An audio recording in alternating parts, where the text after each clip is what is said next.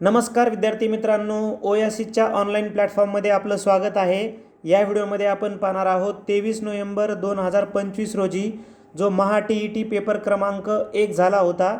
या पेपरमधील गणित या विषयाच्या संदर्भाने जे 30 प्रश्न आले होते, या 30 प्रश्नांवर विश्लेषणात्मक चर्चा आपण करणार आहोत। या अगोदरही आपण आपल्या चॅनलला 2013 पासून ते 2025 पर्यंत जे TETचे पेपर झालेले आहेत त्या पेपरचे विश्लेषण आपण आपल्या यूट्यूब चॅनलवर केलेलं आहे। त्याचबरोबर आपलं जे ॲप आहे ओएसिस करियर पॉईंटचं, या ॲपमध्ये तुम्हाला सर्वच्या सर्व ओल्ड पेपर आणि मॅथचे सराव पेपरसुद्धा उपलब्ध करून देण्यात आलेले आहेत। तिथे तुम्ही हे पेपर बघू शकता, त्याचबरोबर ऑनलाईन पद्धतीने सोडवू शकता, विश्लेषणाचे व्हिडिओ देखील पाहू शकता। तर अधिक वेळ न घेता 23 नोव्हेंबरला पेपर झाला होता TET पेपर क्रमांक 1, त्यामधील मॅथचे प्रश्न पाहूयात। प्रश्न बघा 91 नंबर। एका वर्तुळाचे केंद्रीय कोनाचे माप 125 अंश आहे, तर त्या कोनाच्या संगत विशाल कंसाचे माप किती अंश असेल? आता आपला फक्त प्रश्न आलाय, हे वर्तुळ आपण आपल्या सोयीसाठी काढून घेतलंय। बघा, केंद्रीय कोन म्हणजे काय, पहिली संकल्पना समजून घ्या। केंद्रीय कोन म्हणजे केंद्राजवळ तयार होणारा कोन, तो किती आहे? 125 अंशाचा आहे। आता आपण असा विचार करूयात, अंदाजे तिथे केंद्र आहे, यापासून समजा एक कोन तयार झाला। बघा, हा कोन तयार झाला, तर याचं आपल्याला माप दिलंय। याचं माप किती दिलंय आपल्याला या केंद्रीय कोनाचं? 125 अंश, बरोबर आहे।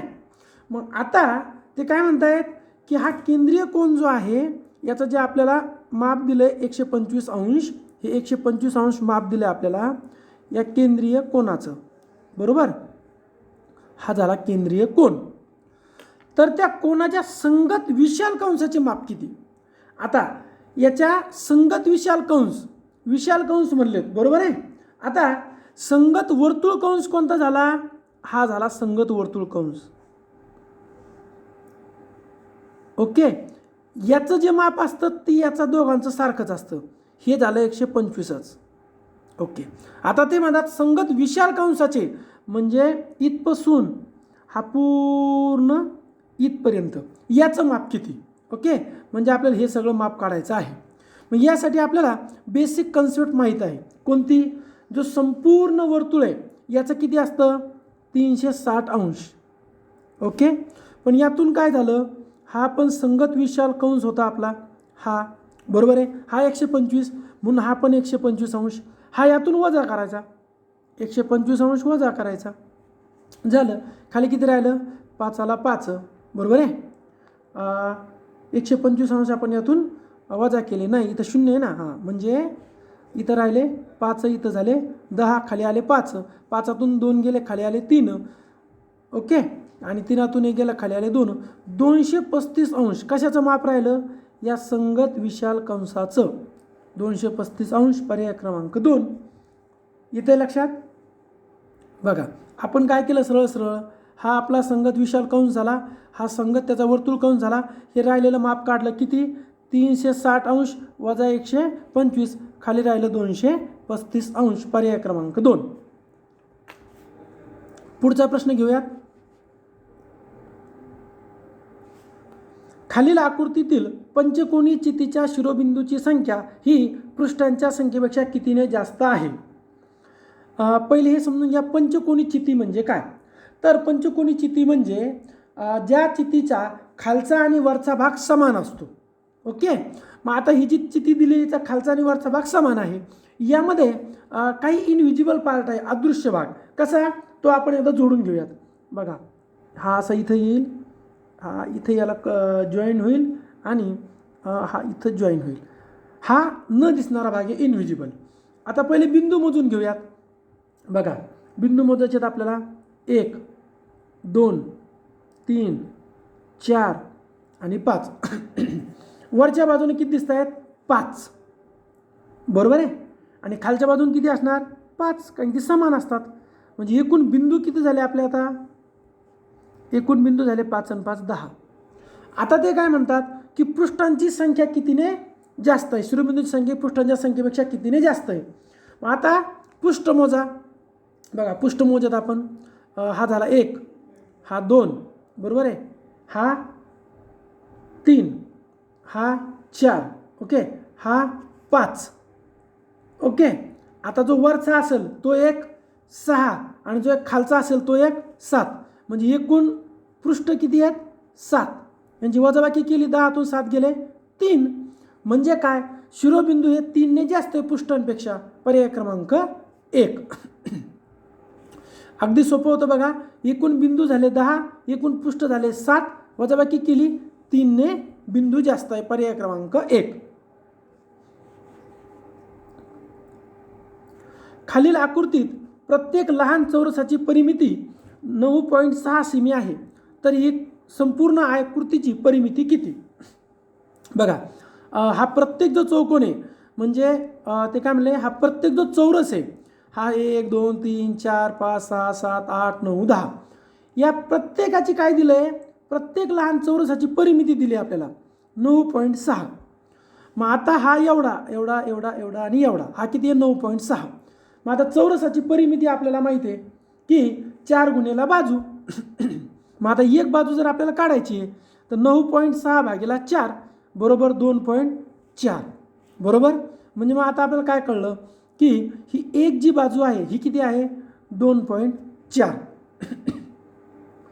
संपूर्ण आकृतीची परिमिती काढण्यासाठी काय करावं लागेल, मग आपल्याला काउंटिंग करावं लागेल. जर तुम्ही असं डायरेक्ट जरी मोजलं 2.4 2.4 2.4 2.4 2.4 2.4 2.4 तरीही आपलं उत्तर काढता येईल. मग आता आपण एकदा ते काउंट करून घेऊ. मग आता आपण पूर्ण बाजू किती आहेत ते पहिले मोजून घेऊ. बघा 1 2 3 4 5 6 7 8 9 10 11 12 13 13 बाजू पूर्ण आहेत. ओके, ज्या पूर्ण बाजू आहेत त्या 13 आहेत. आता अर्ध्या बाजू किती आहेत बघा, ही बघा 1, ही 2, हे बघा ही 3, ही 4, ही 5 आणि ही 6. 6 बाजू अर्ध्या आहेत. मग आता ज्या अर्ध्या बाजू आहेत 6, ओके, याचा अर्थ त्या 2.4च्या अर्ध्या आहेत. मग त्याची जर आपण अर्ध्या आणि अर्ध्या एकत्र केल्या, बरोबर आहे, 6 अर्ध्या म्हणजे पूर्ण बाजू किती होईल 3, अर्ध्या अर्ध्या. ओके, मग आता पूर्ण बाजू किती झाल्या 13 आणि 3, एकूण पूर्ण बाजू मिळाल्या 16. मग आता एका बाजूची लांबी आपल्याला माहिती आहे किती आहे 2.4. ती आपण कशी काढली होती, या 9.4 भागेला 9.6 भागेला 4 केले होते. मग आता 16 गुणेला 2.4 तर किती येत आहे 38.4, पर्याय क्रमांक 4.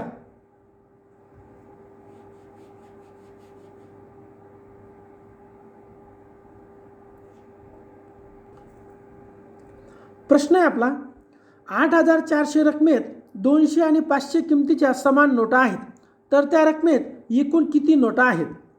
मग आता एकूण किती नोटा आहेत, समजा नोटा आहेत x, मग प्लस कशा कशा आहेत त्या 200 प्लस 500, एकूण किती आहेत 8,400, बरोबर. मग बघा आता x बरोबर 200 आणि 500 किती झाले 700. 8,400 भागीला जर आपण 700 केलं, 0 काढला 0 काढला 0 काढला 0 काढला, बरोबर आहे. 7 1 7 7 1 7 खाली राहिले 4, 7 2 14, म्हणजे एक्सची व्हॅल्यू आपल्याला मिळाली 12, बरोबर आहे. एक्सची व्हॅल्यू किती मिळाली आपल्याला 12 मिळाली आहे. तर त्या रकमेत एकूण किती नोटा आहेत, एकूण नोटा विचारल्यात, लगेच 12वर टिकमार्क करायची नाही. एक्सची व्हॅल्यू 12 आहे म्हणजे 200च्या नोटा 12 आहेत आणि 500च्या नोटा 12 आहेत, बरोबर.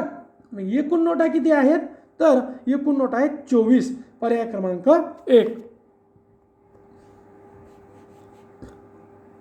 पुढे आपल्याला दिलंय की 12 मीटर लांब व 9 मीटर रुंद आयताकृती जागेत 1.5 मीटर बाजूचे घनाकृती 4 खड्डे खणल्यास उरलेल्या जागेचे क्षेत्रफळ किती?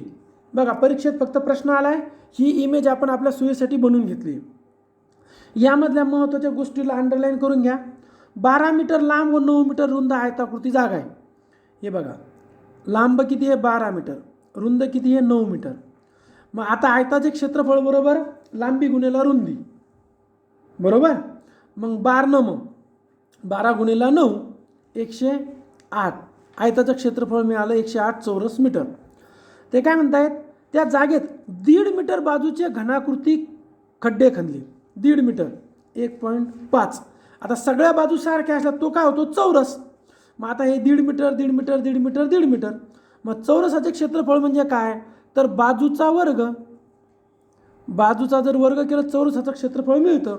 मग आपण 1.5चा जर आता वर्ग केला तर 1.5चा वर्ग किती, 2.25, बरोबर.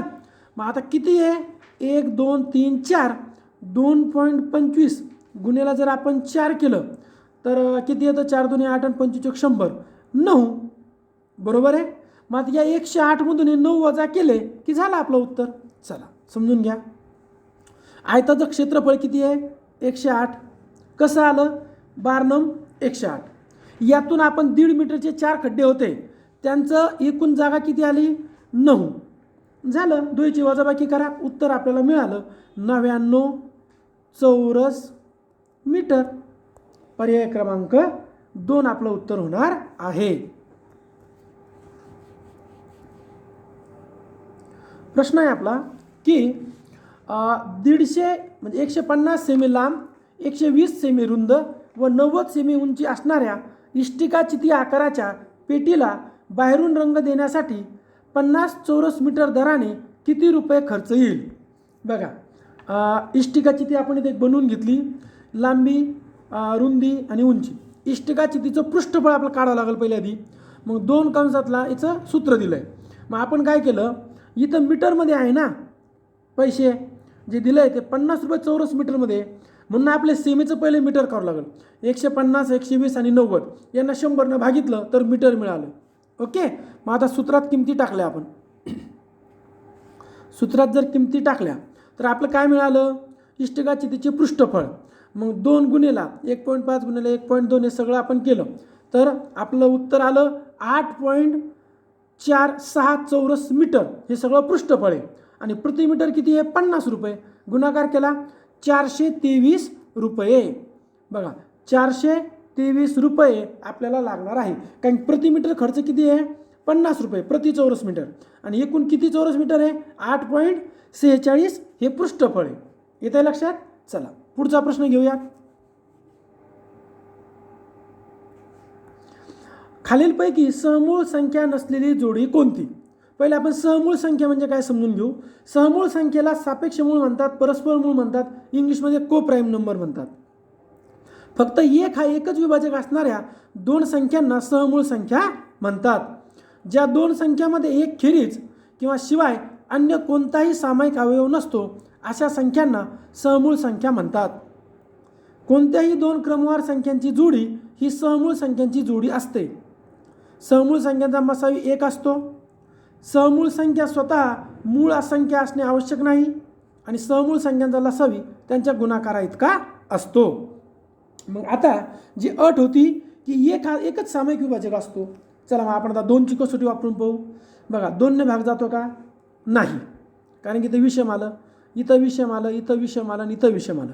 2ची कसोटी जमत नाही. मग आता 3ची कसोटी आपण वापरून पाहूयात. बघा, 3ची कसोटी काय आहे, दिलेल्या संख्येच्या आडव्या बेरजेला जर 3ने भाग जात असेल तर त्या संख्येला 3ने भाग जातो. मग 1 6 5, बघा 7 आणि 5 12 जातो. पण 9 आणि 2 11, 9 आणि 2 11 होते ना, नाही जात, म्हणजे नाही जात. 4 आणि 1 5 नाही जात. 8 आणि 3 11 नाही जात.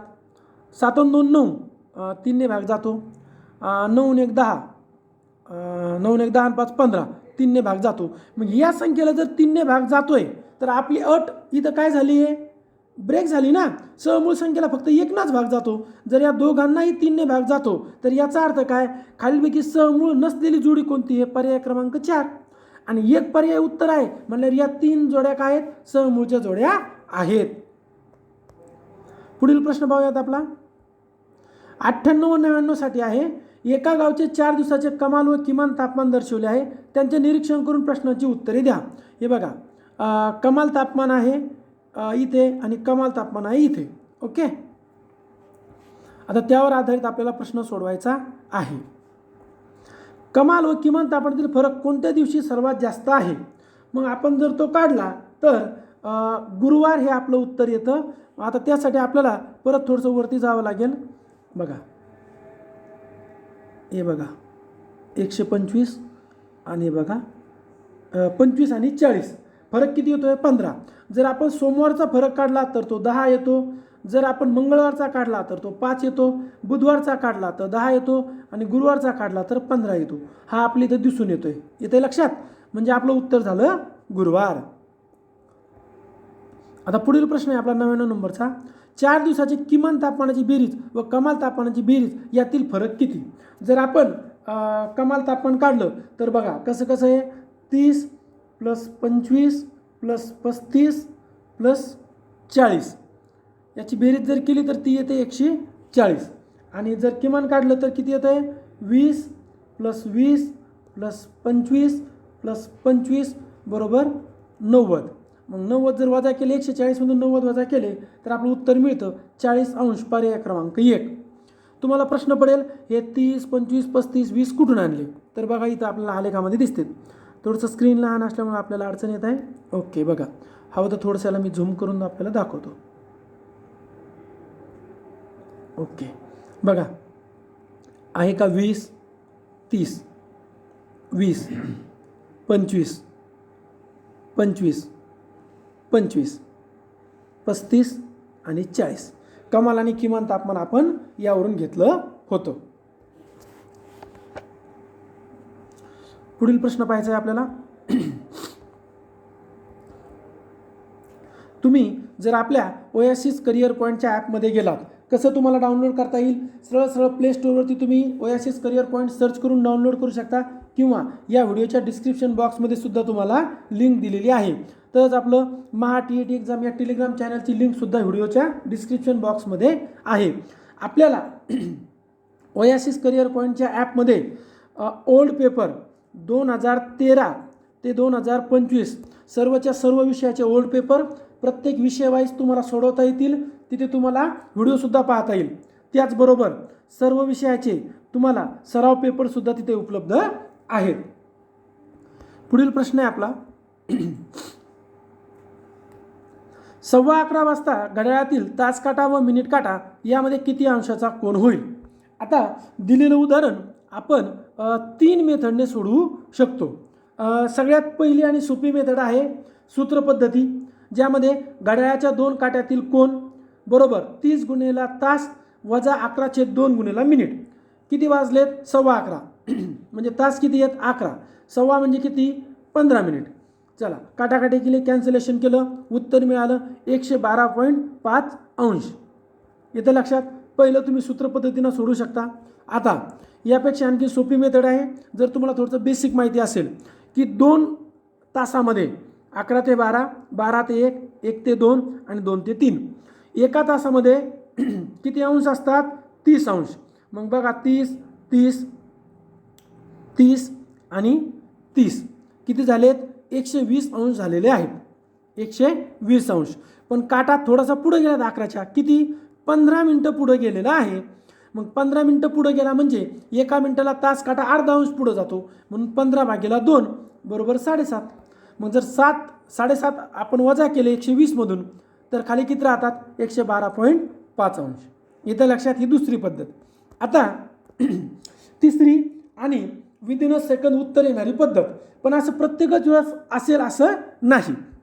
बघा जर तुम्ही ॲनालिसिस जर केलं तर किती होतं? डायरेक्ट 1 2 3 आणि 4 एकाच्या 30 म्हणजे 120 अंश. बरोबर आहे. आता यामध्ये 120 अंशापेक्षा कमीच उत्तर येणार का? थोडासा काटा पुढे गेला आहे. जर पर्याय पाहिले 120 डायरेक्ट येणार नाही. 127 मोठा झाला, 130 मोठा झाला, म्हणजे 120पेक्षा लहान एकच पर्याय आहे. पर्याय क्रमांक 3 झाला आपलं उत्तर. पण प्रत्येकच वेळेस असे सोपे पर्याय येतील असं नाही. त्यामुळे पर्याय पद्धत 1 आणि 2 एक तर सूत्र पद्धत किंवा अंशाची पद्धत ही अगदी परफेक्ट आहे. नेक्स्ट क्वेश्चन घेऊयात आपण. 3 ही पहिली त्रिकोणी संख्या असेल तर क्रमागत 5व्या क्रमावर येणाऱ्या त्रिकोणी संख्येचा वर्ग किती? बघा पहिले त्रिकोणी संख्या म्हणजे काय? ज्याला आपण ट्रायंगल नंबर्स म्हणतो. दोन क्रमवार नैसर्गिक संख्यांच्या गुणाकाराच्या निमपटीस त्रिकोणी संख्या म्हणतात. मग बघा 1 गुणिला 2 बरोबर 2 भागिला 2 1, पहिली त्रिकोणी संख्या असते 1. नंतर पहा 2 गुणिला 3 दुनी 6 भागिला 2 3, नंतर 6 10 15 21 28 36 अशा त्रिकोणी संख्या आहेत. आता आपल्या गणिताकडे येऊयात आपण. 3 ही पहिली त्रिकोणी संख्या मानायची. बरं, या 3ला आपण पहिली मानली तर क्रमागत 5वी त्रिकोणी संख्या ही झाली पहिली. आता ही दुसरी, ही तिसरी, ही चौथी आणि 21 काय झाली 5वी त्रिकोणी संख्या. उदाहरणानुसार तर 5व्या येणाऱ्या त्रिकोणी संख्येचा वर्ग किती? मग 21चा वर्ग किती? 21चा वर्ग आपलं पाठ आहे 441, पर्याय क्रमांक 3. इथे लक्षात, अगदी सोपं उदाहरण होतं. हक्काचा 1 मार्क होता इथे. प्रश्न आहे की बघा 8207 हे सर्व अंक वापरून तयार होणाऱ्या मोठ्यात मोठ्या 5 अंकी व लहानात लहान 5 अंकी संख्येतील फरक किती? दिलेले अंक किती आहेत? 4. संख्या बनवायची आहे 5 अंकी. पहिली मोठ्यात मोठी बनवू. मोठ्यात मोठी बनवायची म्हणजे सगळ्यात मोठा अंक सुरुवातीला 8 आणि 4च अंकाची संख्या 5 बनवायची म्हणून परत मोठ्यात मोठा अंक लिहा 8. त्यानंतर थोडासा छोटा 7, त्यानंतर थोडासा छोटा 2 आणि सगळ्यात छोटा 0. ही झाली मोठ्यात मोठी. ओके. आता लहानात लहान बनवायची आणि लहानात लहान बनवताना जर दिलेल्या संख्यांमध्ये 0 आला तर 0 दुसऱ्या स्थानावर घ्यायचा, पहिल्या स्थानावर घ्यायचा नाही. म्हणून सगळ्यात लहान कोणती? 0च्या नंतरची जशी मोठी 2. मग बघा आता 0 लहानात लहान बनवायची म्हणून परत 0, मग त्यापेक्षा थोडीशी मोठी आहे 7 आणि त्यापेक्षा थोडीशी मोठी आहे 8. ही झाली लहानात लहान आणि मोठ्यात मोठी संख्या. आता यांच्यातील फरक किती आहे? सरळ सरळ वजाबाकी करायची. वजाबाकी केली उत्तर मिळतं 68 6 4 2 म्हणजे 68,642. बरोबर आहे. सोपा प्रश्न होता अगदी. पुढचा प्रश्न आहे आपला. नमिताने गृह उद्योगासाठी दसे 7.5 म्हणजे 7.5 दराने बँकेकडून 1,50,000 रुपयाचे कर्ज 8 वर्षासाठी घेतले तर मुदतीनंतर कर्ज फेडेसाठी एकूण किती रक्कम तिने बँकेला परत केली? आता एकूण रक्कम विचारली म्हणजे रास विचारली. ओके. चला सूत्रात किमती टाकूयात. सूत्र काय आहे? सरळ व्याज बरोबर मुद्दल गुणिला दर गुणिला मुदत भागिला 100. मग सूत्रात किमती टाकल्या, काटाकाटी केली, 0 कटले. सरळ व्याज मिळालं आपल्याला 90,000. मुद्दल आहे 1,50,000. रास बरोबर मुद्दल प्लस सरळ व्याज 2,40,000. पर्याय क्रमांक 1 आपलं उत्तर होणार आहे. बघा यावेळेस TATनी खूप फसवे पर्याय आपल्याला दिले. 90,000 पर्याय रेडी आहेत. आपण लगेच म्हणू सरळ व्याज निघलं 90,000, पण विचारलं काय होतं? एकूण रास विचारली आहे. म्हणजे आपल्याला थोडंसं कन्फ्यूज करण्याचा प्रयत्न केलेला आहे. पुढचा प्रश्न बघूयात आपण. एका परीक्षेत आराध्याला मराठीत 30 पैकी 24, ठीक आहे, गणितात 50 पैकी 38, विज्ञानात 75 पैकी 63, हिंदीत 90 पैकी 63, तर तिला कोणत्या विषयात शेकडा अधिक गुण मिळाले? शेकडा विचारलंय म्हणजे पहिले शेकडा काढूयात. बघा मराठीत किती आहे? 30 पैकी 24. बरोबर. तर 100 पैकी किती? शेकडा काढायचा आहे ना. मग त्रिराशी मांडली. करा तिरपा गुणाकार. 100 गुणिला 24 छेदात 30. 0 कटला 0 कटला. 3 1 3 3 8 24 8 10 80 80%. मग याचप्रमाणे आपण काय केलं? गणितात 76%, विज्ञानात 84%, हिंदीमध्ये 70%. आणि प्रश्न काय होता आपला की कोणत्या विषयात शेकडा गुण अधिक मिळाले? तर शेकडा अधिक कधी मिळाले? मग आता लगेच आपल्याला शेकडा अधिक गुण मिळतील. पर्याय क्रमांक विज्ञान, पर्याय क्रमांक 4. विज्ञानमध्ये 84% पडलेले आहेत.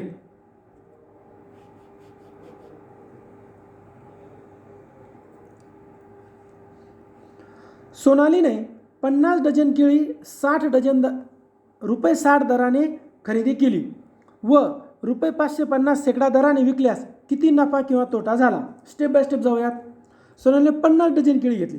50 डझन, 50 डझन. एका डझनमध्ये किती केळी येते? 12.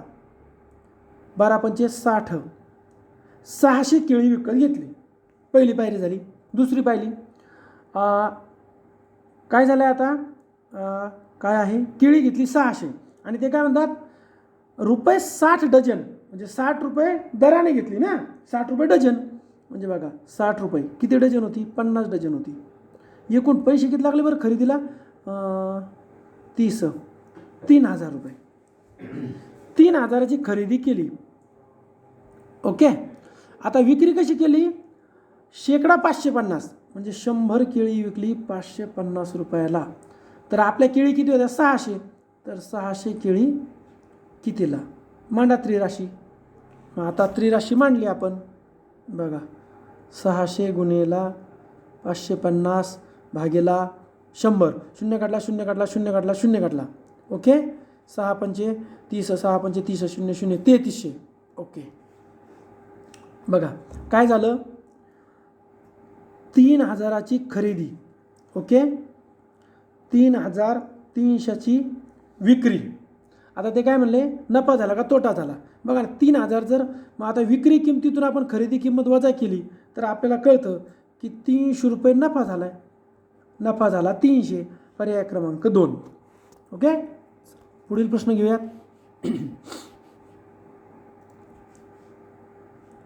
2 समांतर रेषांना एका छेदिकेने छेदल्यास संगत कोणाच्या किती जोड्या मिळतील. बघा आपला स्पर्शिका छेदिका पाहायचं आहे. ह्या 2 समांतर रेषा आहे, त्याला छेदिकेने छेदलं आहे. आता काय म्हणलेत, संगत कोण किती तयार झाले. बघा हा 1, हा 1, हा 2, हा 2, हा 3, याच्याशी संगत हा 3, हा 4, हा 4. किती जोड्या झाल्या, 4. पर्याय क्रमांक 3. संगत कोणाच्या 4 जोड्या तयार झालेल्या आहेत.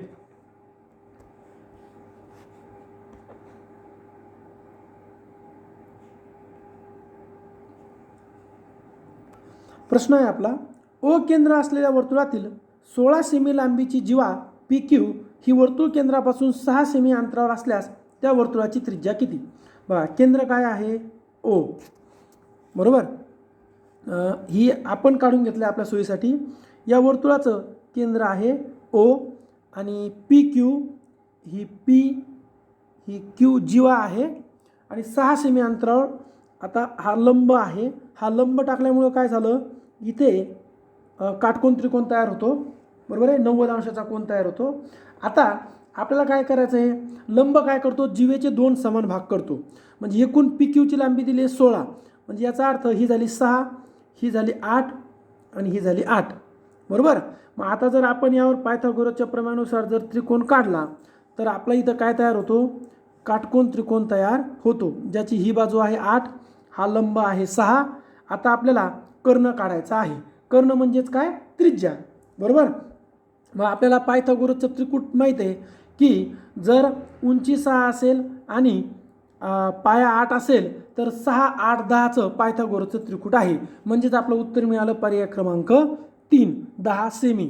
कारण जर समजा आपण सोडवायचा प्रयत्न केला तर आपल्याला माहिती आहे कर्णवर्ग बरोबर कर्णवर्ग म्हणजे समजा आपण इथे घेतलं एक्स, एक्सचा वर्ग बरोबर पाया वर्ग प्लस उंची वर्ग. पाया काय आहे 8, 8चा वर्ग काय आहे 64 आणि उंची काय 6, 6चा वर्ग काय आहे 36. 64 आणि 36 किती झालं 100. 100चं वर्गमूळ किती झालं 10. मग एक्सची व्हॅल्यू आली 10. 10 म्हणजेच काय कर्ण. कर्ण काय असतो त्रिज्या. म्हणजे आपलं उत्तर मिळालं पर्याय क्रमांक 3. आपल्याला सोडवायचं आहे कर्णित 800 वजा 175. आता 800 वजा 175 जर केलं तर किती येतं आहे, कर्णीमध्ये राहते 625. ओके. गुणेला काय आहे 0.58 प्लस 0.06 म्हणजे काय येतं आहे 0.64 कर्णीमध्ये. गुणेला 1024. 1024चं वर्गमूळ काय आहे 32. छेदात काय आहे 100चं वर्गमूळ 10. गुणेला 256चं वर्गमूळ 256चं वर्गमूळ 16. मग आता आपण काटाकाटी करून घेऊ. 16 1 16, 16 2 32. ओके. वरती आले 2. मग आता 5 1 बे 1 बे, बे 5 10. बरोबर. ही काटाकाटी झाली. आता पहा 625चं वर्गमूळ किती येतं आहे 25 गुणेला 0.64चं वर्गमूळ 0.8. छेदात काय राहिले 5. 5 1 5, 5 5 25. मग आता हे 5 गुणेला 0.8 किती झालं 40. 1 पॉईंट गेला 4. पर्याय क्रमांक 1 आपलं उत्तर होणार आहे.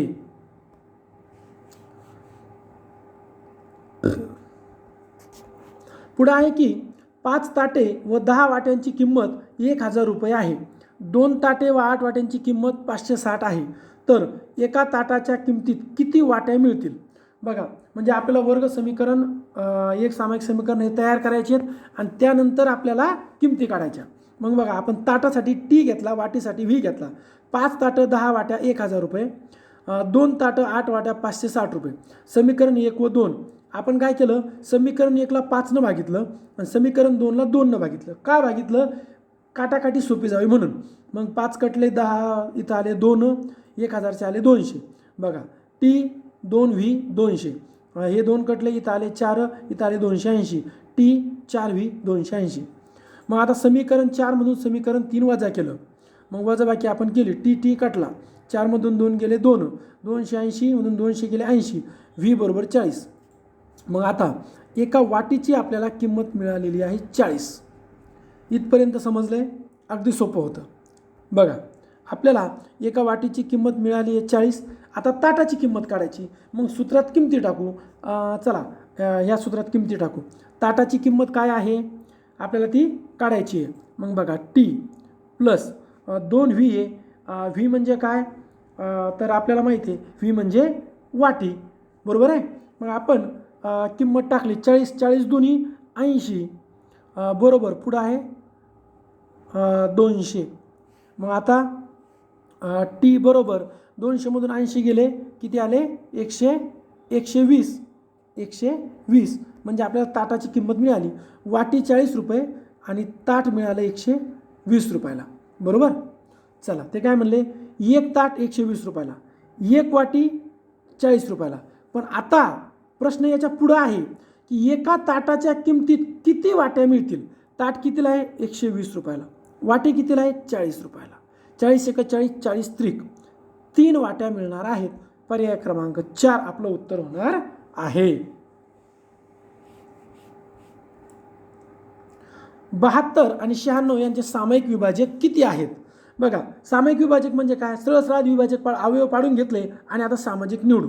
बघा, सामायिक काय काय? 1 आहे, 2 आहे, 3 आहे, 4 आहे, 6 आहे, 8 आहे, 12 आहे, 24 आहे. ओके, किती झाले बघा बरं? 1 2 3 4 5 6 7 8 8 सामायिक विभाजक झालेले आहेत. ओके, मग आपलं उत्तर काय झालं? पर्याय क्रमांक 2, 8 सामायिक विभाजक आहेत.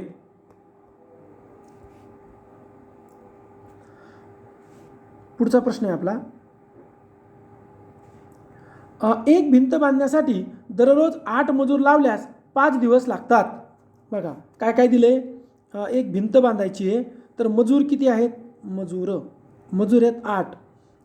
दिवस किती लागत आहेत आपल्याला? दिवस लागायले 5. ठीक आहे. मजुरांची संख्या 5/4 पट केली. मजूर किती होते? 8 गुणेला 5/4. 4 1 4, 4 2 8, 2 5 10. आता मजूर किती झाले आहेत? 10. तर तीच भिंत बांधण्यासाठी पूर्वीपेक्षा किती दिवस कमी लागतील? पहिले किती दिवस काढू? तर x दिवस. मग आता साहजिकच आहे, मजूर वाढल्यावर दिवस कमी लागणार. म्हणजे इथं व्यस्त प्रमाण असल्यावर आपली यांचा गुणाकार करावा लागतो. मग बघा, 10 गुणिला x 10x बरोबर 8 पंचे 40. मग x बरोबर 40/10, x बरोबर 4. पहिले किती मजूर लागायचे? 5. आता किती मजूर लागले? 4. पण थांबा, उत्तर इथं 4 लगेच टिक मार्क करायचं नाही. इथं प्रश्न खूप गोंधळात टाकणार आहे. ट्रिकी क्वेश्चन आहे. भिंत बांधण्यासाठी पूर्वीपेक्षा किती दिवस कमी लागतील म्हणलेत. किती दिवस लागतील नाही, किती दिवस कमी लागतील. पहिले किती दिवस लागत होते? 5. आता किती लागले? 4. वजाबाकी केली, 1 दिवस कमी लागेल. उत्तर झालं पर्याय क्रमांक 1. म्हणजे आपलं 4 उत्तर हे मजूर निघूनही आपला मार्क जाऊ शकतो. का? कारण इथं 4 पर्याय दिलाय ना. म्हणून समजून घ्यायचं आहे की पहिले मजूर लागत होते 5, बरोबर. पहिले दिवस लागत होते 5, मजूर होते 8. नंतर मजूर झाले 10, दिवस लागले 4. पण कमी किती झाले? तर 1 दिवस कमी लागला. उत्तर झालं पर्याय 1. पुढे आहे की एका संख्येची 3 पट, एक संख्या आहे x, एका संख्येची 3 पट 3x, बरोबर, आणि 6, बरं, आणि 6 यांची बेरीज 15च्या चौपटी इतकी आहे. 15ची चौपट म्हणजे 15 चौक. तर त्या संख्येची निमपट किती? पहिले ती संख्या काढूयात आपण.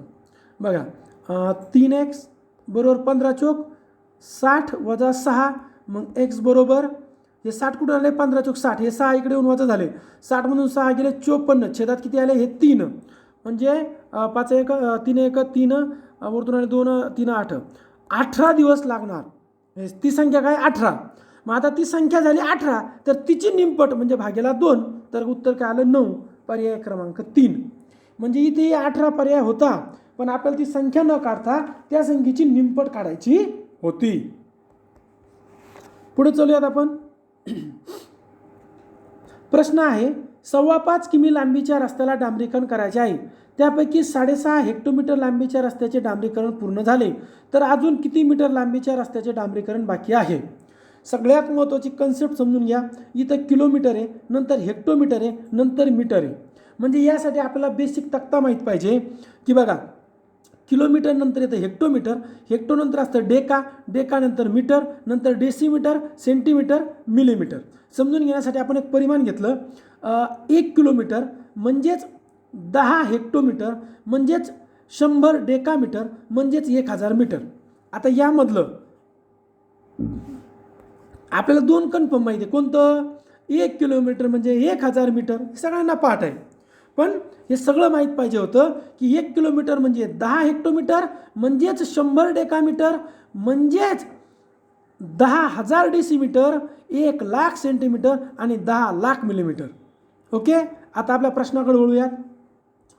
5.25 किमी, तर जे किमीचा आहे तो 5 इथं लिहिला. 5.25 म्हणजे 5.25, 2 आणि 5.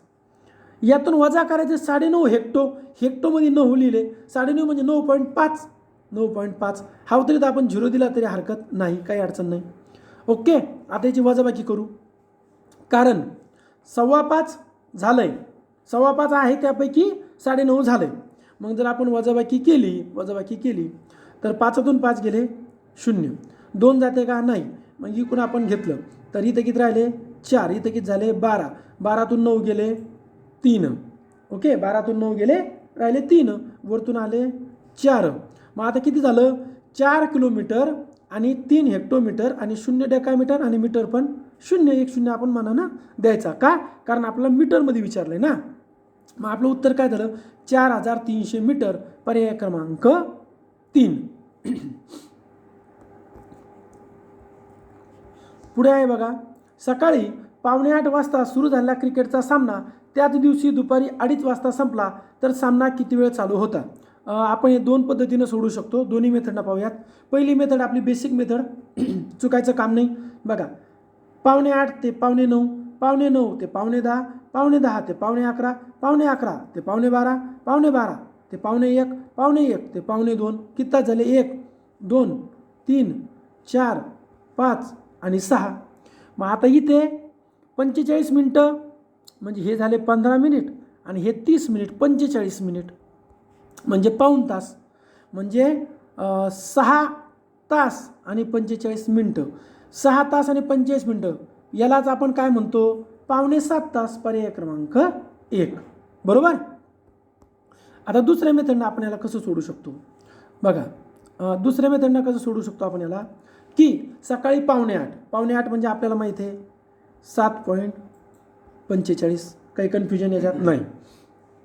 आता दुपारी 2:30 वाजले, 2:30 वाजले म्हणजे जर आपण 24 तासाची घड्याळ केली तर 12 नंतर 1 13, 13 नंतर 1 14 आणि ते 30, बरोबर, म्हणजे 14.30 झाली. याची वजाबाकी करा. मग आता 30मधून तर 45 जात नाही, मग 1 तास उधार घ्या, इथं झाले 13 तास, बरोबर आहे. मग आता 13 तास इथं किती झाले? 60 मिनटं घेतल्यावर इथं झाले आता 90 मिनटं. 90मधून 45 गेले, खाली आले 45, बरोबर आहे. हे कटलं होतं. आता 13तून 7 गेले, ते 3 आणि 3 6, 6.45 म्हणजेच काय? 6.25 तास. दोन्ही पद्धतीनं करू शकता. 24 तासाची घड्याळ करून वजाबाकी करा किंवा सरळ सरळ आपल्या कांड्यावरती मोजत जा. पुढे आहे बघा काय आहे 36,060 मण्यांपासून प्रत्येकी 12 मण्यांची एक माळ याप्रमाणे माळा तयार केल्यास जास्तीत जास्त किती माळा तयार होतील? काहीच करायचं काम नाही, सरळ सरळ भागाकार करायचा होता. बरोबर आहे, भागेला 12. तर आपलं उत्तर येतं 3000. 5 पर्याय क्रमांक 4. आपण जर ओएसिस करिअर पॉईंटच्या ॲपमध्ये गेलात तर तिथे आपल्याला TETचे 2013 ते 2025चे सर्व विषयाचे विषयानुसार पेपर सोडवता येतील. व्हिडिओच्या लिंकसुद्धा मिळतील. त्याचबरोबर सर्व विषयाचे सराव पेपरसुद्धा उपलब्ध आहेत. पुढे बघा, एका पुस्तकाचे 5/7 पाने वाचली. एक पुस्तक आहे त्याची 5/7 पाने वाचली, तेव्हा अजून 56 पाने वाचायची राहिली. तर त्या पुस्तकात एकूण किती पाने आहेत? बघा 7 भाग होते, समजून घ्या 7 भाग आहेत. 1 2 3 4 5 6 आणि 7. तर काय झालं, 5 भाग वाचले. 1 2 3 4 5 वाचले. खाली किती राहिले? 2 भाग राहिले. पण हे 2 भाग म्हणजे 56 पानं आहेत. ओके, मग आता आपलं काय करायचं आहे? 2 म्हणजे 56, तर 7 भाग म्हणजे किती पानं? करा तिरपा गुणाकार. बरोबर आहे, मग 7 गुणिले 56 छेदात 2. बरोबर आहे, तर आपलं उत्तर येतं 196 पेज आहेत. 4.5 मीटर कापडापासून 2 शर्ट शिवले जातात. 4.5 मीटरचं कापड आहे, त्यात 2 शर्ट शिवले, म्हणजे एका शर्टला कापड लागलं 2.25. 4.5 4 दे 2.25. तर 15 शर्ट शिवायला किती कापड लागेल? गुणिले 15. सरळ सरळ होतं 33.75. पर्याय क्रमांक 3. प्रश्न आहे आपल्याला, ओ केंद्र असलेले वर्तुळ कोण ADBच्या बाजूंना बिंदू A व B मध्ये स्पर्श करते. जर ADB 68 अंश असेल तर AOB किती? बघा आपल्याला दिलं ADB हा A हा D हा B हा किती आहे? 68 अंश आहे. इथे आपल्या एक लक्षात घ्यायचं आहे ADBO काय काय ADB आणि O हा चौकोन तयार होतो आणि चौकोनाचं माप आपल्याला माहिती आहे 360 अंश असतं. ओके, म्हणजे चौकोनाचं माप किती आहे? 360 अंश. चौकोन तयार झाला 1 2 3 आणि 4. आता काय झालंय, A आणि D ही स्पर्शिका आहे, B आणि D ही स्पर्शिका आहे आणि O हे वर्तुळ केंद्र आहे. मग आपला एक छोटासा नियम माहीत आहे, जर स्पर्शिका त्रिज्या प्रमेय आपण पाहिलं तर वर्तुळ केंद्रापासून जेथे वर्तुळाला स्पर्शिका छेदते तेथे जर त्रिज्या असेल तर ती लंब स्वरूपात असते. म्हणजे इथे काटकोन तयार झाला, इथे काटकोन तयार झाला आणि हा आपल्याला माहिती आहे 68 अंश. मग बघा बरं, 90 अंश प्लस 90 अंश प्लस 68 अंश प्लस हा आपल्याला काढायचा आहे, हा झाला x. बरोबर, मग सगळ्यांची बेरीज केली आपण, किती झाली? हे झाले 8 आणि हे झाले 248. मग 360 मधून 248 वजा केले तर उत्तर मिळतं 112 अंश.